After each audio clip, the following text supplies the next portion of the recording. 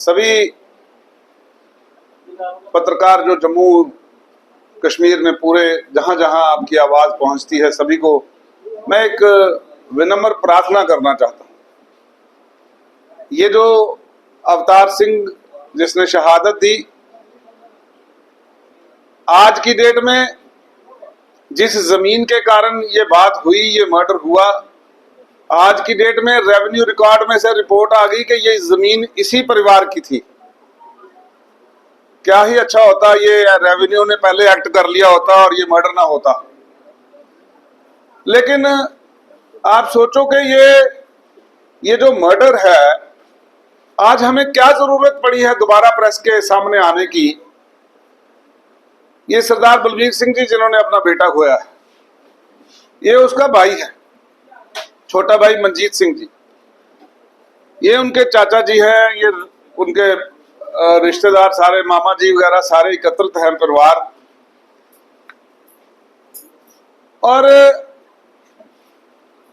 मैं आपको ये बताऊं कि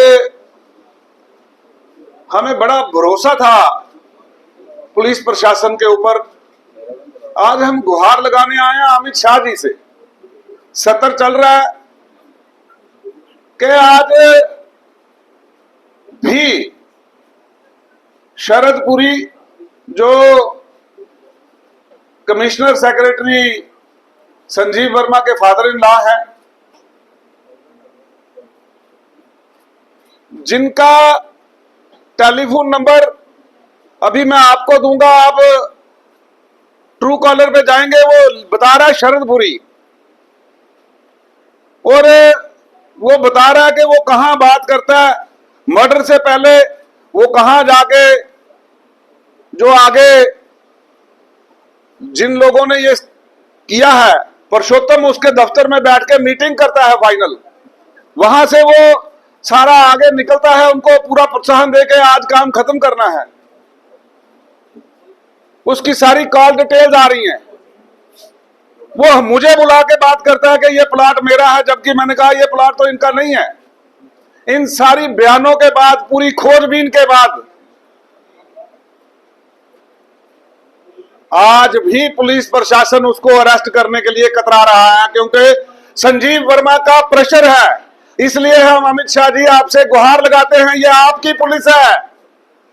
एलजी साहब, आपके कहने के बाद पहले तो बड़ा अच्छा शुरू हुआ, लेकिन आज की डेट में पुलिस का प्रशासन उसको बचाने में लग गया है।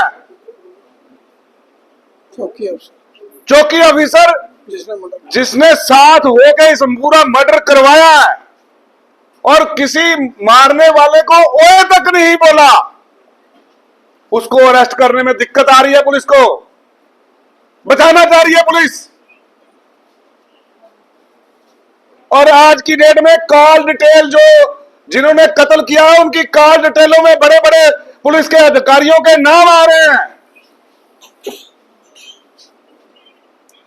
हम नाम लेना मुनासिब नहीं समझते, लेकिन हम इशारतन कह रहे हैं, हम नाम लेने से गुरेज नहीं करेंगे। अगर आप शरदपुरी को बचाने की कोशिश करेंगे तो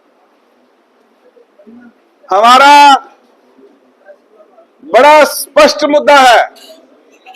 ये पुरुषोत्तम वगैरह हेंचमैन थे। इन लोगों ने उन लोगों की वजह से जिन्होंने इस मर्डर की साजिश रची, वो लोग, उनमें से एक जो है शरदपुरी जी भी हैं, जो एक पावरफुल व्यक्ति जो इस वक्त कमिश्नर सेक्रेटरी जीएडी है, उनके फादर इन लॉ है। और पूरे पुलिस प्रशासन के ऊपर दबाव है। सिट को इंडिपेंडेंट तरीके से काम नहीं करने दिया जा रहा, मुझे लग रहा है, वरना आज तक वो अरेस्ट हो जाता।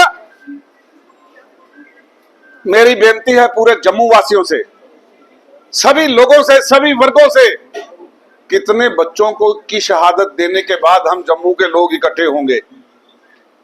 हमारे बच्चे चिट्टे में मारे जा रहे हैं, हमारे बच्चे नशों से मर रहे हैं, हमारे बच्चे ऐसे लैंड माफिया के हाथों से मर रहे हैं। हम एक दिन इकट्ठे होते हैं, उस दिन रोष प्रकट करते हैं, उसके बाद सारे अपने अपने कामकाज में लग जाते हैं।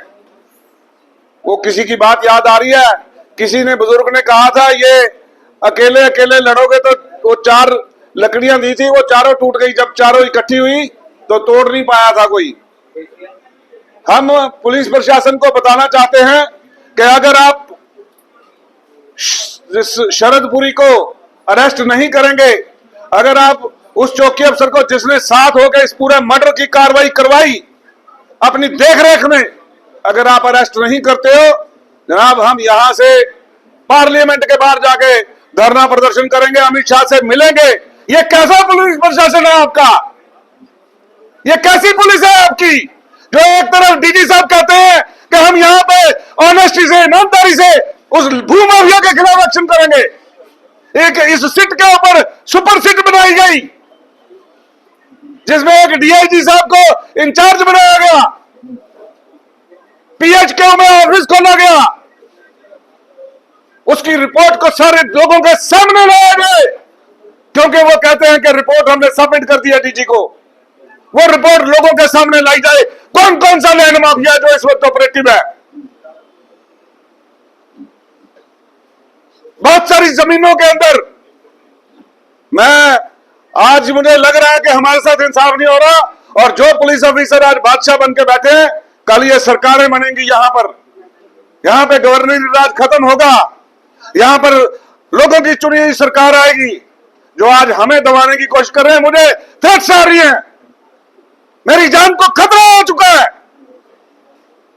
अगर मुझसे मेरे ऊपर कोई भी बात होती है, कोई एक जरा सा भी यहां जाती है, इसके लिए संजीव वर्मा जिम्मेदार होगा, जो अपने फादर इन लॉ को बचाने के लिए हर प्रकार की कोशिश कर रहा। अगर मुझे कोई खरोंच भी आती है तो ये समझ लें संजीव वर्मा जिम्मेदार होगा इसके लिए। भू माफिया ये जितना है, ये लोग जिम्मेदार होंगे। ये सारे एकत्रित होकर आज पूरे परिवार की और पूरे समाज की आवाज को दबाने के लिए चले हैं। मरना तो है एक दिन, लेकिन अब हम पीछे नहीं हटेंगे। अब हम इस परिवार को देखेंगे। मैं और पूरे जम्मू को, इस मंदिरों वाले शहर को पूरी अपील करना चाहता हूं, इस सूफी संतों के शहर के लोगों को अपील करना चाहता हूं, जागो, आज वक्त है। आज इनका नहीं है, इनका बेटा नहीं मरा, हम सबके जम्मू के नौजवान बच्चा मरा हमारा। और पुलिस के जो सीनियर अधिकारी उसको बचाना चाह रहे हैं, आईपीएस और आईएएस लॉबी इकट्ठी होकर जो हमें इस भू माफिया को बचाना चाहती है, वो जम्मू के लोगों की गद्दार है। और हम फिर कह रहे हैं, ये चेतावनी न समझना, हम मरने मिटने पे तैयार हैं। अगली बार हम एक बहुत बड़ा प्रोटेस्ट लेकर दोबारा एलजी साहब से दोबारा मिलेंगे। एलजी साहब और डीजी साहब, हम आपको फिर गुहार लगा रहे हैं कि आप अपने पुलिस प्रशासन को बोलो, जो सबूतों के बिना के ऊपर, सबूतों के आधार के ऊपर जो लोग सामने आ रहे हैं, उनको अरेस्ट करने में क्या दिक्कत है। शरदपुरी ने मुझे ही कहा था और मेरे बयान दर्ज हैं, फिर उसके बाद क्या दिक्कत आ रही है। अपने घर बुलाकर कहा कि यह प्लॉट मेरा है, और मैंने उसके सामने कहा आपने कब लिया है? वो कहता है 2018 में लिया है, जबकि बलबीर ने यह प्लॉट 2004 में लिया, 2005 में इसकी नाम की रजिस्ट्री, इंतकाल, 4 दीवारी सब हो चुका था, कंप्लीट।